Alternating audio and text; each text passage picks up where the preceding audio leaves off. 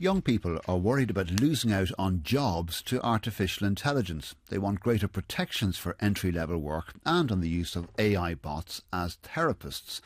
That's according to research carried out by the National Youth Council of Ireland, based on hearing from a series of Citizen Youth Juries of people aged between 12 and 21, like citizens' assemblies.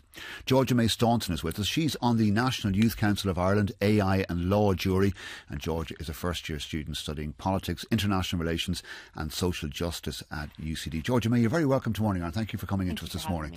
Are you worried about AI? Yeah. I think everyone is. I think even if it's within you deep down, everyone has this fear. It's not necessarily about AI itself, it's more how it's being used and the governmental protections put in place to allow people to fully express themselves and do things without feeling AI is going to take over. What are you worried it will do?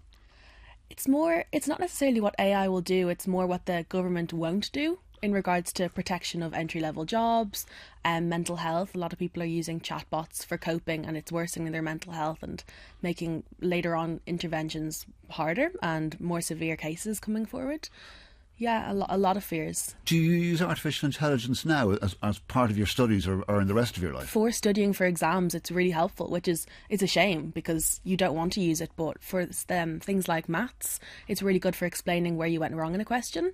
So it's not that young people are anti-AI, it's just that they want guardrails put in place. Were you using it in school, for example, or were you given any guidelines about how to use it when you were in school? No, never in school. Never in school at all. But in college, we were given one class specifically where it was focusing on AI and how to use it positively, because they know you're going to use it. It's more how to actually educate people, just like employers. And NYCI want employers and employees to be understanding of AI and its implications. And outside of your studies, then, would you use it in the rest of your life?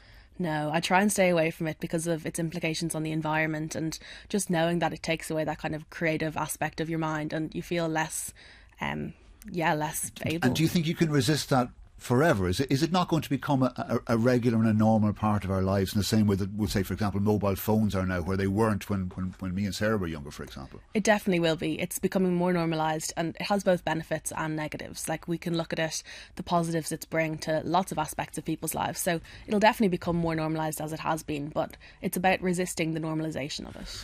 As a student then hoping to enter the workplace in the coming years, not yet, are you confident that there will be a place for you given what AI might have to offer by then? It's kind of a question more than anything, because if you look at entry-level jobs, that's when most people really gain the experience of work and in the workplace.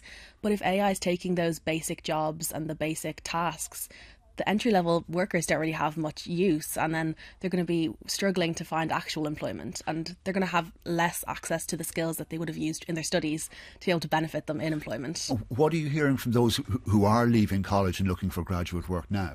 It's a kind of a fear of what's going to lie ahead, because redundancies are being put in place. There's four main issues that we discussed during our youth jury, and it was redundancies, it was AI being able to actually employ people. So if you're looking at it, it's AI talking to AI about applications to employment, and also about how AI is just being taken over in different aspects. And the report also talks about a digital divide.